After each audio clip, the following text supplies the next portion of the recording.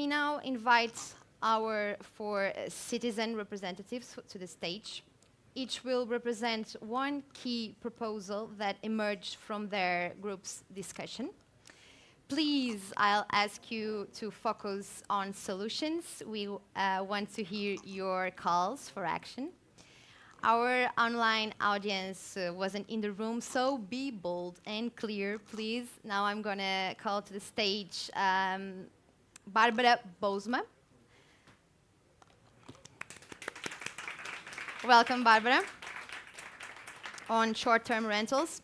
I'm going to call João Avelar Dias, student housing.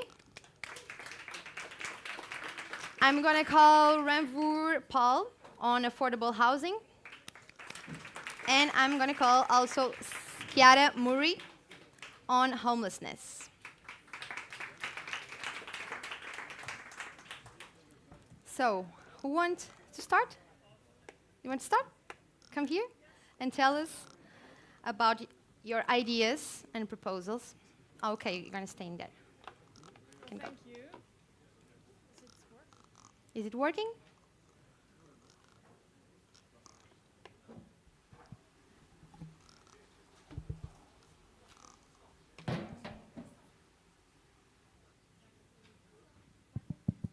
Yeah. All right. Thank you. Yes. So, sorry, we spoke mainly about problems. In all our countries, Airbnb is a huge problem, causing actually that people have too little houses, but also we spoke about the lack of social cohesion that it provokes, because people don't feel that the place they live in is really their place.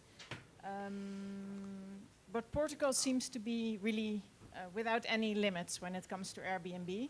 So it was a good example. I think the solutions that we spoke about shortly, but yeah, we said we really need more research on how to deal with Airbnb.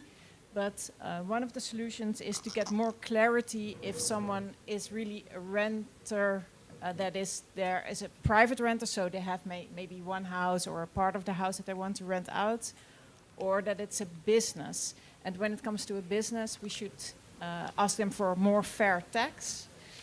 And also that we need more control when it comes to Airbnb. If anyone of our group has anything to add, please do. But this is the main points that I Thank you so much. Now, João Avelar Dias.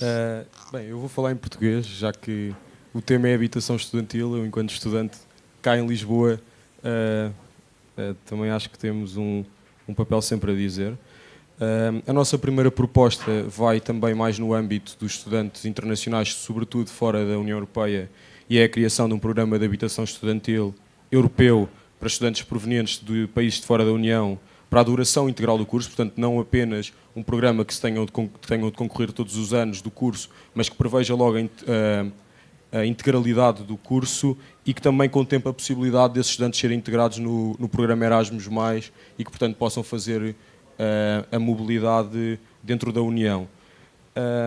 Depois, também aqui mais a nível nacional, a descentralização de competências para as autarquias locais para a construção e reabilitação de residências para estudantes, achamos que é fundamental porque aproxima as soluções que têm de ser encontradas a quem melhor conhece o terreno e por isso, naturalmente, esta descentralização tinha de vir com uma autonomia patrimonial e com meios financeiros, mas achamos que iria ajudar à resolução do problema em vez de ser o Estado Central sempre a decidir.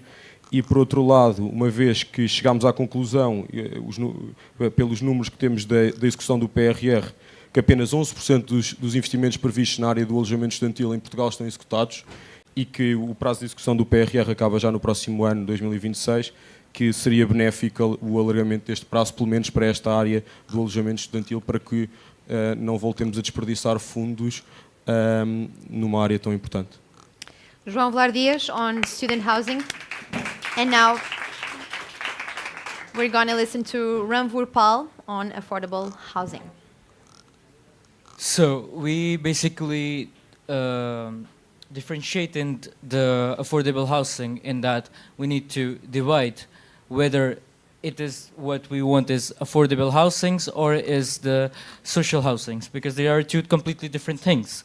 Social houses are for people who need full support of the government because they are not able or in the conditions to pay more or less anything, or are in a situation that they cannot pay, they can pay very less. Whereas we need affordable housings for the people who do have the capability to pay for the investments of around 100,000 euros or 150,000 euros and can get their houses without the help of the government by just easing in the laws and the renovations or the new constructions as possible.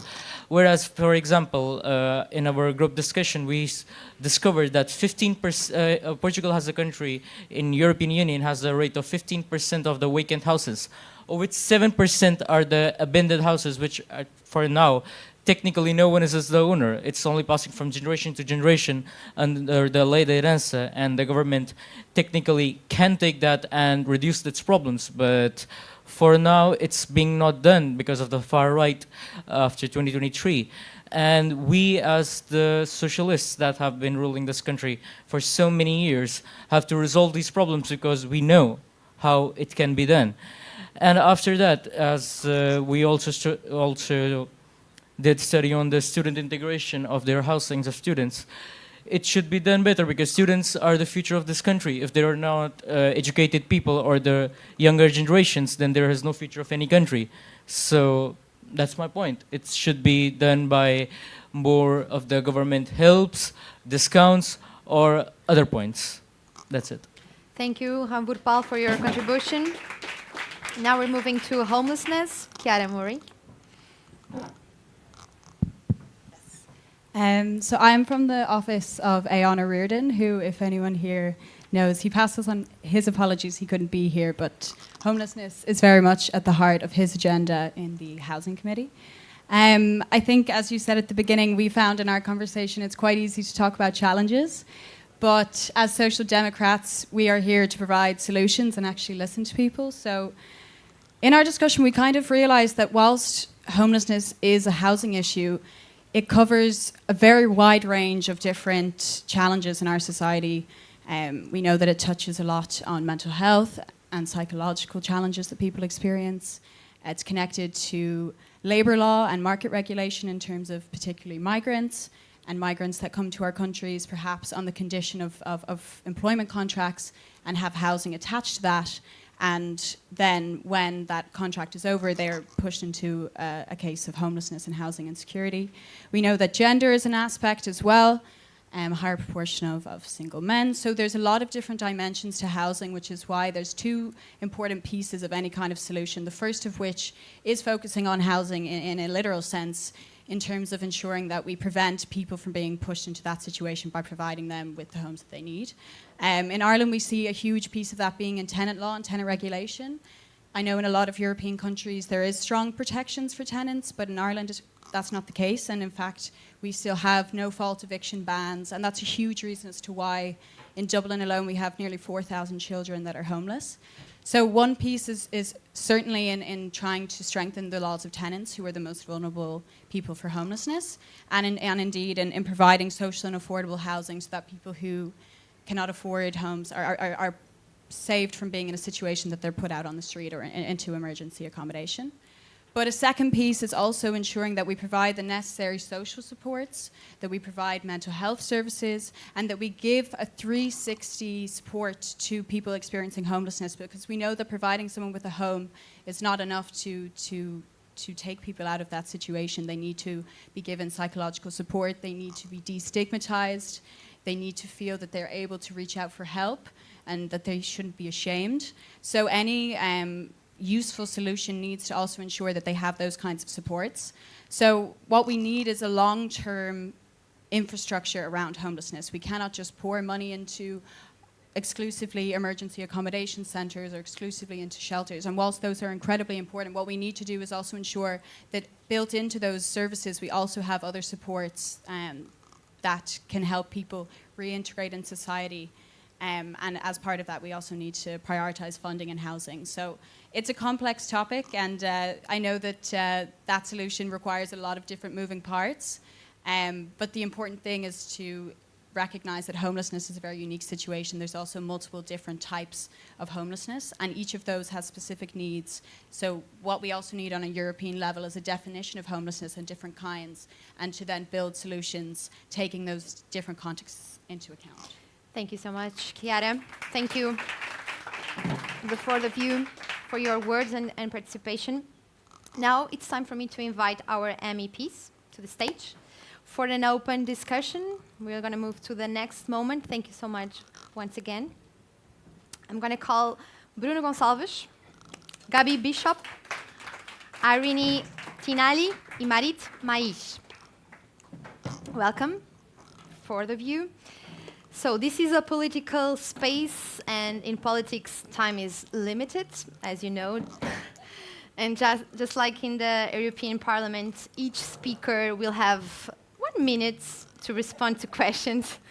You may speak more than once, but please, please keep it short and sharp.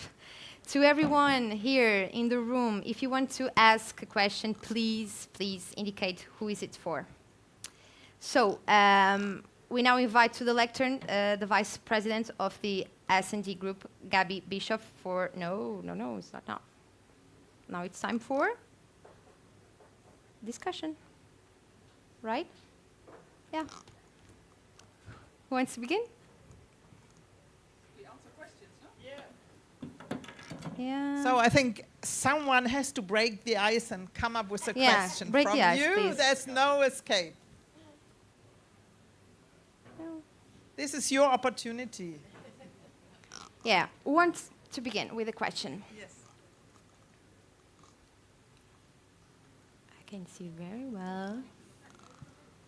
What do you think, Gabi, is the most, I will break the ice, is the biggest challenge right now that we face when it comes to housing? The one biggest challenge? It's really affordability of decent and good housing. And I think, as we heard from the round before, that we can address it on different levels to see if we want to have more affordable housing, what would be the things that needs to be done. And my priority would be that we come up with proposals where we have the biggest effect. You know, where we can show that tackling this, you can have a big effect. I mean, we had, for example, the short-term rentals to see how much more flats in Lisbon would be available for normal families if you would regulate short-term rentals. Or in the working group I was, and I think maybe here are some that were in my working group about the monopoly game that is going on in Lisbon, for example, and how to address this one. Maybe someone from my working group wants to come up with that? Yes. There's a hand in there. Do you have a microphone? I can scream. Okay. Hello, Let's hello. do it. Hello. She wants me to stand up. I have two questions. So one is, housing is not a European competence. So how do we turn it into a European competence? And how do we not allow the EPP breaking down our other priorities by using housing as an excuse, such as let's throw away environmental legislation in order to make housing more affordable and easier to do. And a question for Bruno, because he's from here. So what would be, I know we are not right now in government, but what would be the #1 solution quickest in order to make housing more affordable in the city of Lisbon? Aha. Magic question. I was trying to trade time, plenary time with debate time with Gabi, so I was unsuccessful. I think that we have two options. I think the easiest one is fiscal one. when it comes to tax matters, this is an impact that you can see like instantly. We have tried it in Portugal with IRS deductions on housing, mainly on student housing. What happens is that at the same time, since the market is so overloaded, meaning that you have a very few offer in terms of, for example, student housing, what happens is that landlords are actually not practicing the law, so they are not making contracts with the students. This means that students are still paying, they are unprotected, but they cannot deduce it on IRS, so they cannot get the discounts through the fiscal regime. The second one, and I think this needs to be with everyone, PPPs, so private-public investment is not working on this. Not because the public does not have the will, but because the private is having margin profits so high that it is not advantageous for them to actually apply their capital on rentable housing. So I think that we have tried all the magic answers, and there is only one magic answer, that is public housing, because that's structural. Any other answer that you might have as a loophole, that is, it's not controlled by the state, meaning that it might not have a social mission. So, instant one. And I would counter your statement by saying Europe should focus where it has the competences, and there are areas where we have competences, for example, in state aid. So it's limiting at the moment the rules that we have on European level, limiting Portugal or other countries to support more affordable housing, because it's very much focused strongly on social housing. So if we would change the state aid rules and enlarge it, so then in Lisbon and everywhere you could have more affordable housing in investment as one example, but also I will give to Irene, who was beforehand the chair of the Econ committee regarding financialization. I think we also have competences and tools in our hands how we can support that more affordable houses are available all over Europe. Thank you. It is indeed a complex topic, but I think we need to work on two main tracks.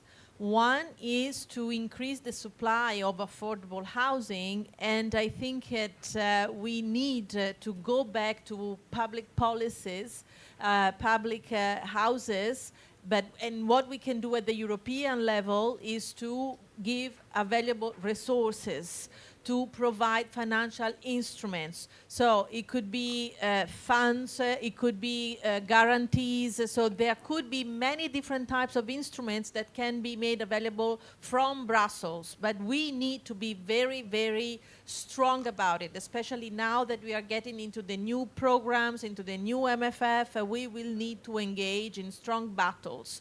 And these funds and money need to have attached some form of conditionality, because we cannot see what we've seen in the past in certain citizen countries, that public money from the European Union has been used to build social houses that after just a few years were privatized or gone to the market. So it can't be like that. The Commission, the European Commission, we discussed that in a hearing. The European Commission seems quite reluctant to put conditionalities on these kinds of things because they say, you know, the criteria to which the houses are managed, it's up to the member states, but I think we have to fight for stronger conditionality, because otherwise we will not solve the issue in the medium long term. So we need to create the condition to increase the supply of affordable housing. Then we also need to try to make the market work better. Also the regular market, not just the social housing market. It's true that we may want to increase the supply also in the regular market, but we need to make sure that it's not dominated by speculation. So we need also to put some regulation, whether it is short-term rentals, whether it is also on the funds that are working on this. Unfortunately, one of the best tools is the fiscal tools, the taxation, which is a national competence. That is a national competence. But there are other things that could be done at the European level. So some form of regulation for short-term rentals could be done at the European level, and we are discussing it, although that is also very complex. So, Gabi, I'm just brainstorming now. I'm coming to believe that maybe the only thing that we could do is really to make a distinction, because houses are for living. Whoever wants to use it for any different purpose cannot be prohibited, but then it becomes automatically a business and has to be treated like that, with rules, with taxation, because otherwise this is something... Because otherwise we will not address it. The problem is that the housing stock is under a lot of pressure because many demands, many markets are using the same housing stock. So we can try to increase the housing stock, we can increase the supply, but the demand is virtually infinite because there are too many uses that have nothing to do with residential housing. So we need to put some regulation in there.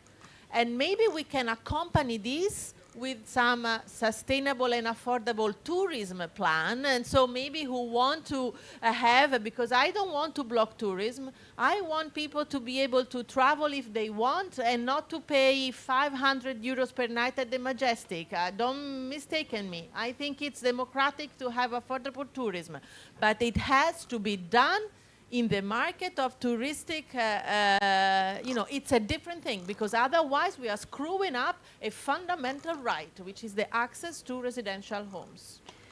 Thank you. I've seen 2 more hands raised. Maybe we're going to start with you, and please indicate who is the question for. Do you have the mic in there? Okay. Yes, Sorry. Boa tarde a todos. Eu vou falar em português, Bruno. Não sei se poderias depois aqui ajudar na tradução aos seus fones, sem toda a gente. Ok. Sorry.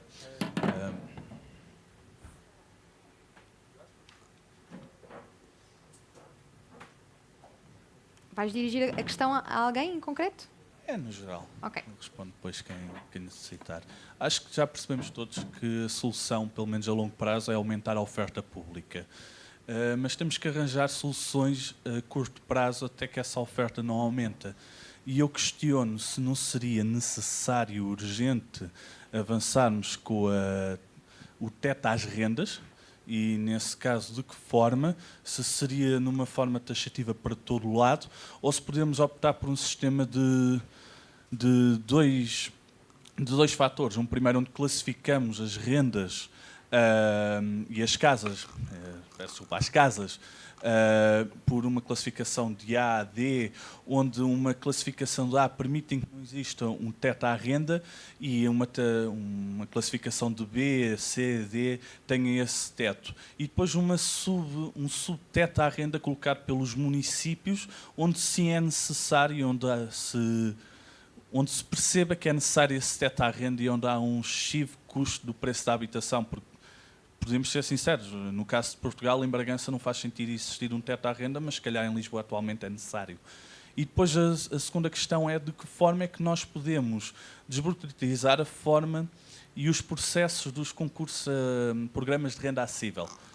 Nós temos demasiadas regras que excluem automaticamente grande parte das pessoas que podem concorrer a esses programas. E como é que se pode fazer isso de forma a que também não seja algo que prejudique quem efetivamente necessita dessa ajuda e sim ajudar quem necessita. É tudo. Obrigado. Obrigada. Thank you for your question. Who wants to start? Yes, thank Many you. questions. Yeah, many questions, but maybe also to pick up on the last part of access to affordable housing and many of the rules that you have for accessing affordable housing. What we see, for example, in my country, in the Netherlands, that people who are living in social housing and who, in theory, no longer have the right to that social housing because they have a new job or they have a partner that also has a job, so their income is much higher than what the threshold is for the social housing, they cannot move on because there is no housing for people who can pay mid-value rent or who can buy a smaller house. It's very difficult for them to move on to the next phase. So one of the things that we really need to do also in our housing planning is to make sure that the housing stock is not only social housing, which is very important, but also housing for people who can pay, let's say, a mid-level rent, or who can buy a smaller apartment or a smaller house. And then there is a third problem that we have, is that people who are older and their children are leaving their homes, there is no availability for them to go to, let's say, a smaller apartment for senior citizens. Those houses are not there either. So our housing stock is simply not the stock that we need for the kind of population that we have. So there's many people, I have to say, like myself, I live in a big house where a family could live in, but we have to move on because the kids are gone, and you have a big house where normally a family with children should be living. But it's difficult for us also to move on to a next kind of home. So there's all these different steps that we need, but especially this step from people that are in social housing and that are no longer in need of that social housing but want to go to a mid-level rent is very difficult. So we also say that when it comes to, for example, the support of state aid for social housing, we would really like to see that there's also the possibility of state aid for mid-level rent housing, so that these people can move on and can also have a possibility to go there. And I might add, for sort of immediate solutions, that we have a very interesting initiative of mayors from Europe that worked on to develop criteria on European level that we could develop what is a housing crisis. And then to say, if these criteria for this area are fulfilled, then you can do special measures. You could use funds that maybe normally, like EU funds, you would not be able to use, but for this time where you have the housing crisis, but also where you can do other measures to fasten and speed up certain procedures that you have in the process of building houses. I think if we would have such an initiative to have a European definition and then measures to it could be something of help. We also collect in the housing committee that Irene is chairing good examples for Europe. We have cities with caps, rent caps, and to see what works well, what does not work well, can we give recommendations, even if we have no competences on European level to establish a cap, but to show what are good practices in member states that could be copied here to help to provide fast solutions. And what we discussed also in our working group, for example, if you have a city like Lisbon and you have 15% of vacant houses, you have a legal situation, that was the debate in our group,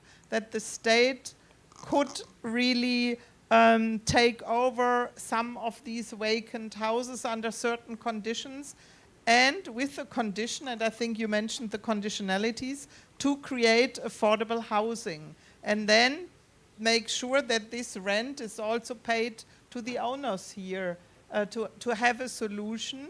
So this is why we came up with to say, okay, we have very different situations in member states.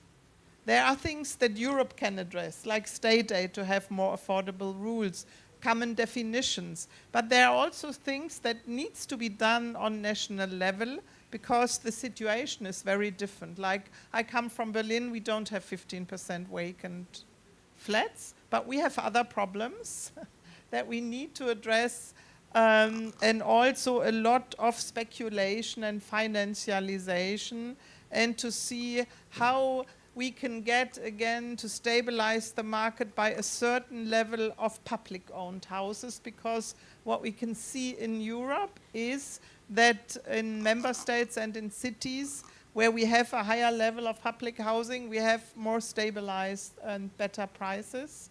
And also to address this here, how Europe can support this. I wanted to go on that, on the rent cap very shortly, because it might be unpopular. I could believe it as a short-term solution, but some of the data already shows, for example, in Spain, the number of black market contracts have increased. So then there is a problem that is, if the investment is reduced for the future, if you put a cap on the rent, for a simple reason that then the investor will not invest. I know we need to do something, but I think we need to go to the core on why is housing now a problem. We have two faces of the coin. The first is shortage. So you have more demand than you have of offer. But the second one is that over the last 30 years, it has become more profitable to invest in housing rather than having and creating your own company. And this was not like this on the 50s and 60s in Portugal. So I think that a lot of the regulation, because the investor that actually buys property to rent it, it doesn't care if it is a house or not. What he sees there is an instrument to create value and to have money, period. So if we want to change the chain, we should probably go to the root of the problem. And the root of the problem is the low profitability of other businesses that is actually impacting the only business that will always run forever, that is housing, because people need somewhere to live. I don't know, I think that caps and even if it isn't a fundamental right, if we are going with the caps, we need to completely change our economic philosophy, and we need completely to change the philosophy of open market. But that cannot only apply to a simple market like housing. It needs to apply to much more. And that could come a conclusion that I'm not really in favor of. So I know it's a very tricky question, and that was why I was also saying that, I mean, I tend to agree with everything that Irene was saying, but at the same time, I think of what could happen, because the market is not as well intentioned as we are from this part. And this is always the problem, that is what we want to do from the legislative side and actually what the market wants to do with the legislation that we produce. Yeah, but so the thing is that we have been discussing different forms of possible regulation for the short-term rental, you know. So, for example, what also some cities are adopting, making a distinction depending how many days you are renting. If you are below 90 days, you are non-professional. If it's above, you become a professional, so you have stricter rules. If you rent one house or two houses, but if you rent 10, the problem is that it's not easy to control and to enforce these rules. It's very, very easy to circumvent it, because the market will always be very creative in finding ways to circumvent rules that are not easily controllable. So what I was saying is simply, probably it is simpler not to prohibit, but saying, what do you want to do with this? Do you want to live in it or to rent for people to live in? And in this case, you have a treatment. If you want to do it as a business, as a startup, because that's what it is true in Italy as well. In many cities, there are people that live on that. They live on their grandmother's inheritance. But frankly, I don't find it really fair, because those people that have inherited a big apartment, what did they do to deserve the wealth? Nothing. So, but they are probably better off than the guy that is trying to create a startup, right? And it pays more taxes, is under more regulation. So, if you want to do a business out of the house that you have, you are free. Of course, it's a free market. I don't think we should impede that, but it's a business. It's a business. So you have to be aware that you are subject to different taxation rules, whatever it is. Otherwise, you can live in, and maybe we can make an exception, as it was at the beginning.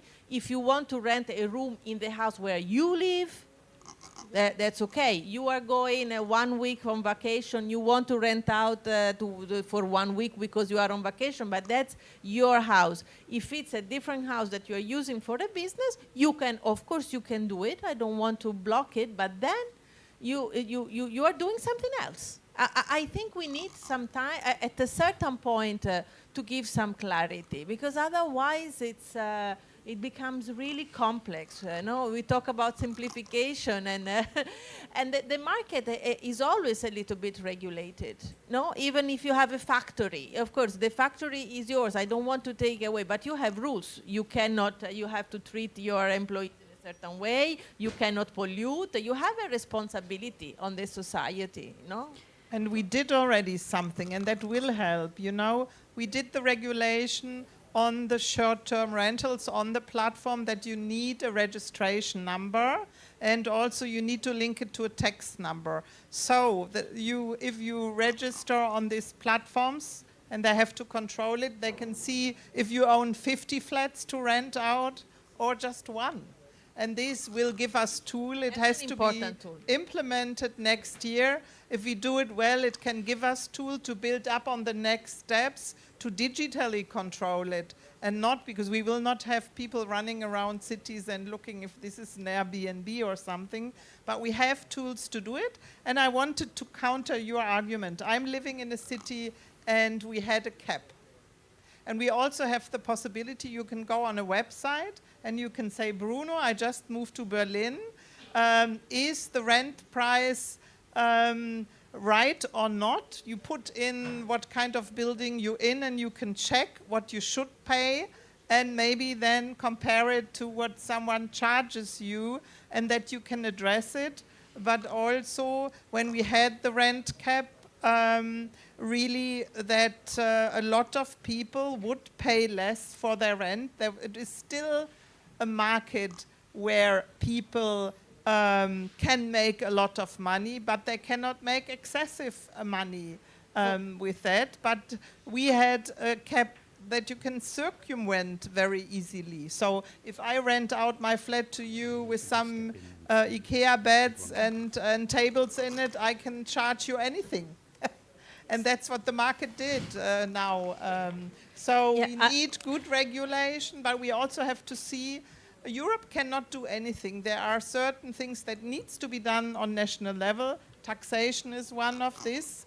But we on Europe can do some framework conditions like state aid, but also in the short-term rentals, and this will help to ease the market. But nevertheless, as we discussed here, every country would also have a look to have their housing strategy in terms of short-term, medium-term, and long-term, and also to look at different groups like students or vulnerable groups. Sorry, our time is I just running want to out. add one.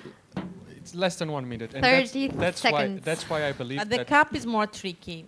On the cap, I have some doubts as well. But that's why I believe, like in anything, the best way to treat the market is to create alternative.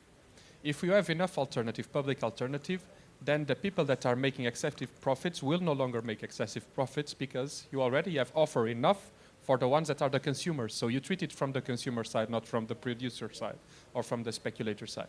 Because every time we try to over-regulate the market, what the market does is that they are more creative than the regulation. And they are more agile, because on the legislative side, we need to regulate and wait and regulate and wait, and then member state needs to apply. And they just need to put some to bed we to IKEA adopted beds. a different tool. We did the opposite. Instead of a price cap on top, we said if you rent at a low price and you have all the parameters to determine, then you have a special, very special taxation.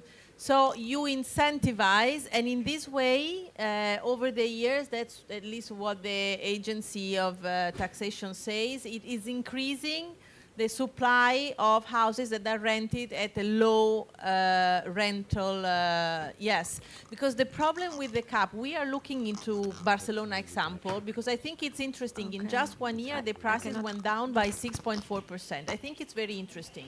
The problem that some economists have brought up is the issue of supply. that it seems that they're lower contracts, so it's not clear whether you have black market or just not less availability, and also the distributional effect. So the average price has gone down, but which are the rents that really went down? The top or the lower? So maybe we just did a favor to the rich ones, which sold a little bit lower there, but not the poor. So I think it's interesting to look at, to analyze and to evaluate all possible solutions. But the only thing that we cannot afford is do nothing. That's for sure. Thank you so much. I'd like to give the floor to the young woman in the second row to hand this part, please. No.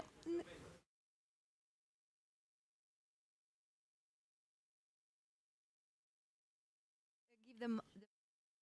But I also did want. I was first. Okay. You can go.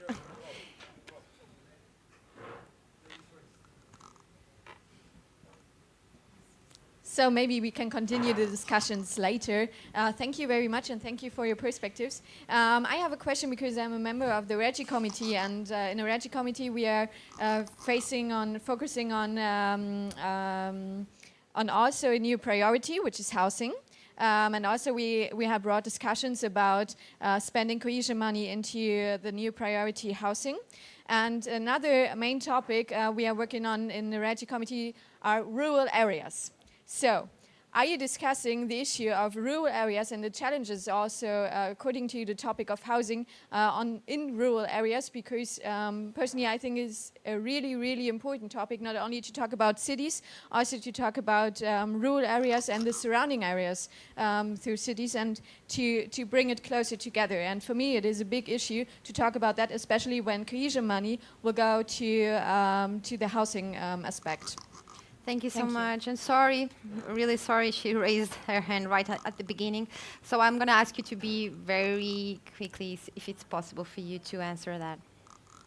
Well, I think we can briefly say from the perspective of cohesion, when it comes to rural housing or housing in rural areas, it's very important to make sure that it's not just housing, but it's also the other elements that you need in the area, because people will have children that will need to go to school, people will want to go to a grocery. There has to be public services, but there also have to be private services in these rural areas to make it livable areas. So not just housing, but also use the cohesion and social funds and the other funds that we have to make sure that it's a livable area and not just a house where you can live in.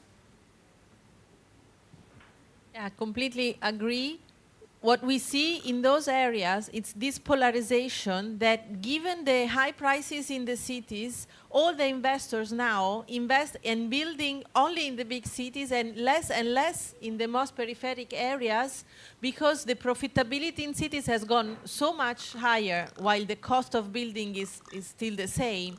And it's more difficult, so they have a double challenge. So even if sometimes people may think that in rural areas houses are cheaper, so you have less problems, but you still have problems because nobody wants to go invest there in affordable housing, and you still have needs for affordable housing, even in more peripheral areas. So I think, but here you need to rebuild the socio-economic fabric in terms of services, in terms of making that region more attractive for people, and then investments as well. Thank you. And maybe one more, we also look at interesting examples in member states, how we can drive prices down of building material, and also new cooperative models of doing buildings. So we had some good examples from the Netherlands and other countries, and this is very interesting also for rural areas to make them more attractive, because that the prices for the ground is cheaper, but also you have to make it more available for people to really, for example, build houses, and also offer interesting models, for example, in an aging society there, and have new models, intergenerational, for example. And here we will give some good examples for other member states to learn from that, because we have no competences there, but we have really good innovative approaches and projects all over Europe that we want to make known. Thank you. Bruno, want to? Okay, so thank you so much to the four of you. Now, Gabi, we now invite you to the lectern for our closing words, please. The stage is all yours. I mean, what can you say after such a rich debate, also in the working groups? I would like to start with the quote from Irene, who said, it's complex. Don't be afraid of the challenge, and that we focus really on what can Europe do and what Europe needs to do and what needs to be done on member state level. We don't want to mix it, we don't want to enlarge the competences, but we want to deliver solutions that work fast and that have a big impact. And here we are focusing, and this was already mentioned, on state aid rules. We want to enlarge the possibility for local mayors and regions to have more affordable housing, but also sufficient provision of social housing for the people in need. We also have to make sure that as we now talk about affordable housing, that we don't do it on the cost of the most vulnerable. And we have to be careful, two different things, social housing, affordable housing, that we deliver on both and in a fair way. And I think Irene said it. We can do a lot of things, but one thing we cannot do to do nothing. And this is where we have this special committee on housing, and we are proud as the S&D group because we were the ones to establish this special committee, and we will be the ones that will be working very hard with Irene, with Andreas, our coordinator, to make sure that we have concrete deliveries. And I think also when we look here, and we have Bruno, that, and we heard it a couple of times, young qualified people are the asset for the future of every country. And we cannot afford that young students, young apprentices cannot find affordable housing. And we need special programs. We have to link it with European funds to make this possible, to give every young person that wants to learn, wants to engage in the world, the possibility. We had one example of a young man here that has to commute 3 hours every day to come to get to his place of school, still living with the parents. I think here we need really also a special focus. And I think last but not least, here we have a lot to do to stop speculation and financialization, to stop the monopoly that is going on. And this is something also where Europe can come up with concrete proposals here, also to make sure that housing is really a fundamental right and that it's not a dream. And in this sense, I want to thank everyone here. I want to encourage us to be persistent here, to come up with solutions and not to think, no, who is responsible, member state, Europe. Everyone has to do their part, and we have to do concrete deliveries. And this is the spirit in which we started it, and this is the spirit in which we finish it. And we need you also with your ideas and with your questions to be successful. So thank you very much. Thank you very much to the people organizing this. To go into the public space, to have the possibility to involve everyone also with the breakout sessions. And I've never seen such a great moderator, so charming and so professional. So I think this is also part of the success of this evening. So thank you very much. Thank you so much, Gabi. Thank you. Thank you to all who join us online from Lisbon. We wish you a great evening, and thank you for being part of this important conversation on housing. And now to everyone here in the room, we invite you to join us for a glass of friendship un verre d'amitié. Did I say it right? Just outside. And thank you all for being here, for your presence, for your courage. And may the conversations we had today echo behind this room and help shape a future where housing is not a dream, but a fundamental right. Have a wonderful evening, and see you later. Thank you so much.